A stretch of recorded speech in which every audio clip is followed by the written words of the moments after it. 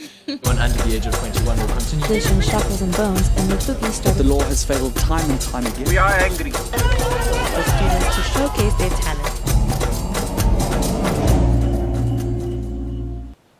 Good evening and welcome to OppiTV's last webcast of 2015. I am Pure Mandisa Dlamini. And I am Carrie Moraladi.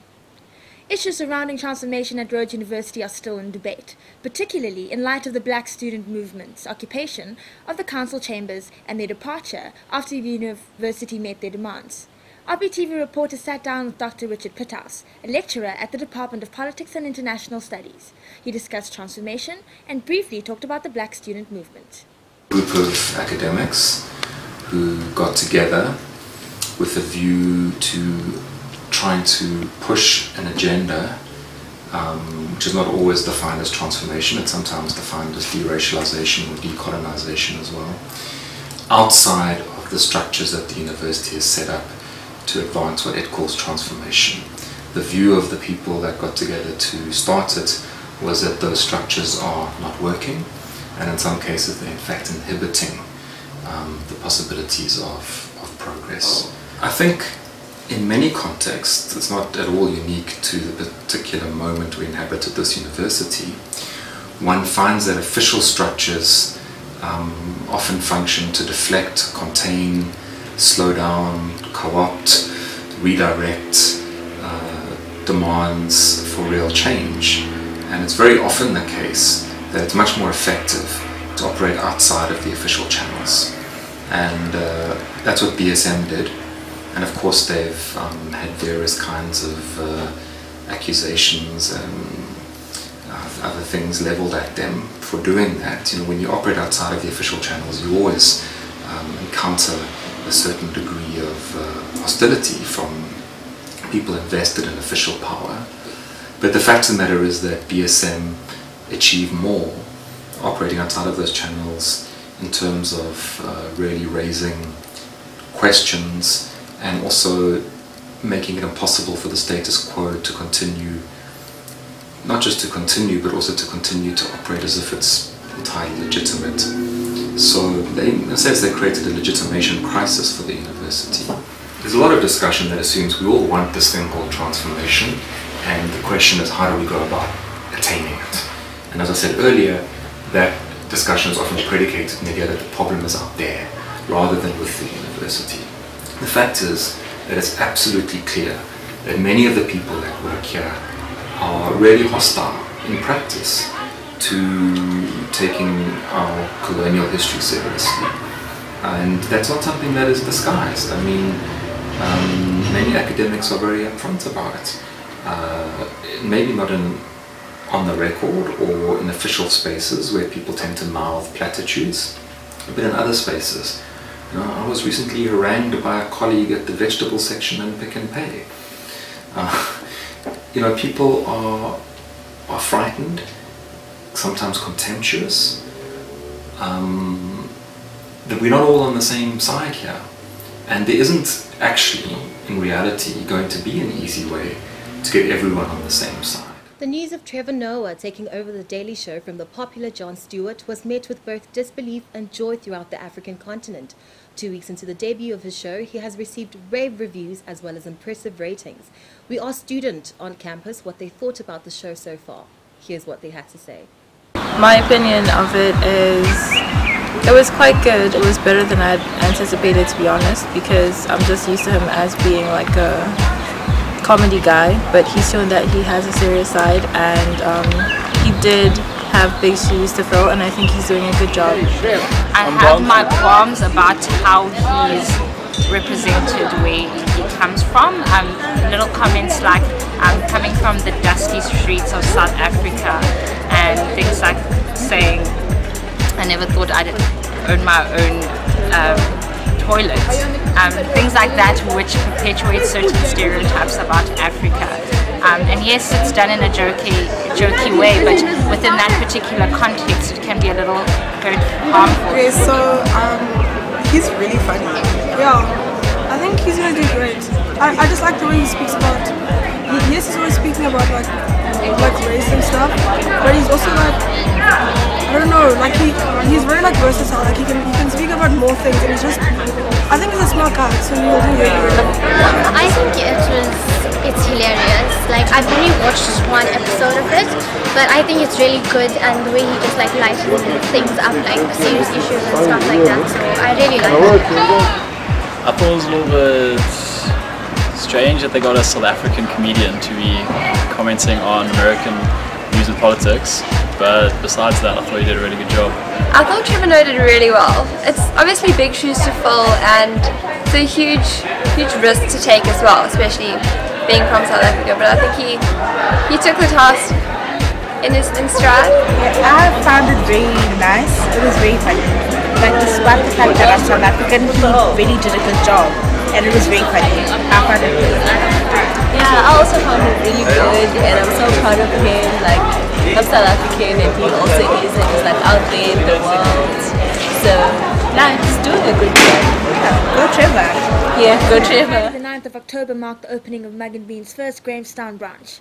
The popular establishment opened to packed crowds of both Rhodes University students and locals rushing to get tables. Mug and Bean has joined a growing list of franchises which have recently opened in Grahamstown, including Wackerberry, Roman Pizza and The Crazy Store. OppiTV went to see what was brewing at the opening. Mug and Bean opened on Friday on the 9th of October at Pepper Grove Shopping Mall. The opening of this establishment was well attended, with students and locals alike excited to see what was on the menu. It's been awesome. It's a 5-year dream that's come true today. That's why our business is called Dream Bean, training as Mug and Bean Grahamstown. It's been awesome. It's been a great day for us. Wonderful customers. Customers were happy. They were relaxed. It was awesome. The students love their bottomless coffee. They love their ginger beer. They love their lemonade. It's just a student vibe. It's very nice. It's been hectic, but it's been awesome as well. We had a lot of people coming in this morning when we opened, so it was quite busy, and we're still going on and on and on. Yeah. What are you?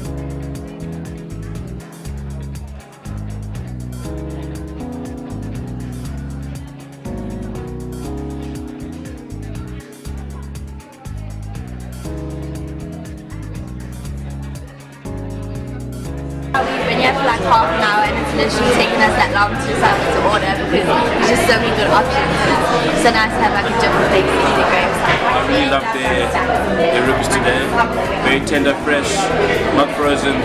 I'm really happy with my experience here. There's so many options, and we've been talking about this for months on end. I'm so excited it's finally open, so I can't wait to try it. Rocking the Daisies is one of the most famous music festivals in Africa. It is an event filled with colour, great music and thousands of students. This year was the festival's 10th anniversary. The headlining acts were the Kooks, Milky Chance and the Cat Empire. OppiTV's team was at hand to capture the fun. Rocking the Daisies' 10th anniversary festival happened this past weekend at Kloof Wine Estate in the Western Cape. Over 25,000 people from all over the world pitched their tents in attendance of the environmentally friendly festival. OppiTV was one of those 25,000.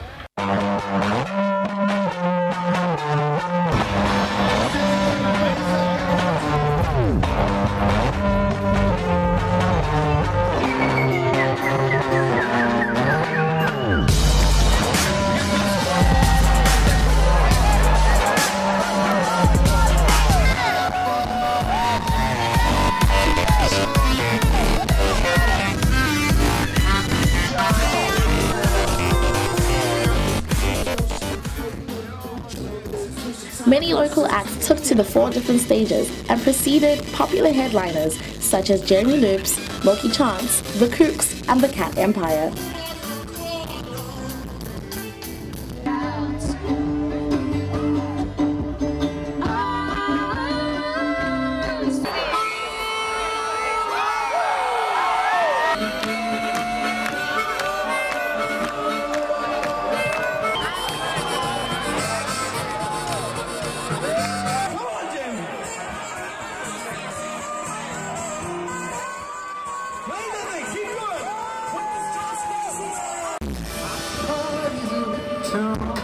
Although I try to hesitate,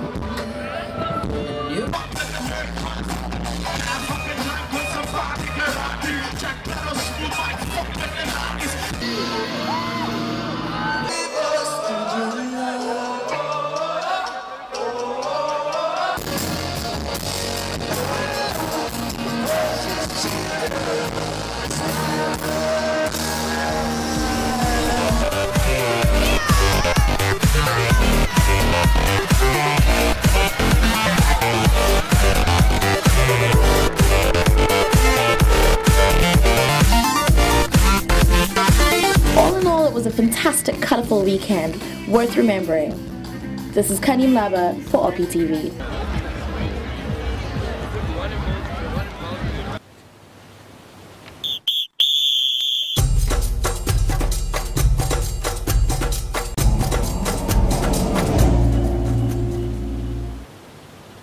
In sports news, the Springboks bounced back to win consecutive games after a first-day loss to Japan in the Rugby World Cup. Rhodes University students had their say on what they think the Springboks' chances are. Hi guys, it's Tumi Masinhlaho and you're watching OppiTV. Obviously it's the Rugby World Cup season, so we want to find out today from the Rhodes campus what they think about the Boks and their current winning streak. Let's find out. So Ruben, what do you think about the Boks? They got off to a rocky start losing to Japan, but they've been getting better and better every week. But I think next week playing against Australia or Wales, I think it's going to be a tough one, but we'll win there. But I think when it gets to semi-finals and we have to play New Zealand, I think we'll fall out there. I think there's more from what we use. It's not what we're used to because there's like a lot of old people in the team and like there's no, because once they retire, who's going to come in? They have to rebuild from at the beginning. I think the Boks, they've been playing well a few weeks, I think, but they won't reach the final. You don't think they'll reach the final? Why not? Because we're either going to be playing Australia or Wales this weekend on Sunday, I think, and we're not going to beat them. I really think that they've upped their game, especially after they were defeated by Japan. And the game with USA was really awesome, although I think that was actually quite a predictable win. But yeah, they really have upped their game from after losing to Japan. I think like the expectations increased quite a lot. I think they're doing very well. In the beginning against Japan, I was quite upset. I thought they weren't going to make it at all. But then they played against the USA on Wednesday and they literally thrashed them. But I don't think they're going to go further than the quarterfinals because they're playing Australia. They might be playing Australia, and I don't think they're going to win against them because Australia is quite a strong team. So do you see the Boks in the finals? I honestly don't. I see them in the semi-finals though. But I'm not sure about going to the finals because I like to see them against New Zealand. So we'll see how that game goes. But they do stand quite a good chance to make it to the finals. So I don't think we'll make it to the final. I think if we do make it to the final, it'll be like a shock to. It shouldn't be a shock, but I think it will. Have a studio discussion with Professor Lewis Gordon and the Black Student Movement. Thank you for joining us. Do stay tuned. From myself, Karen Moraladi, and me, Pirogutle Mandisa Dlamini. Good night.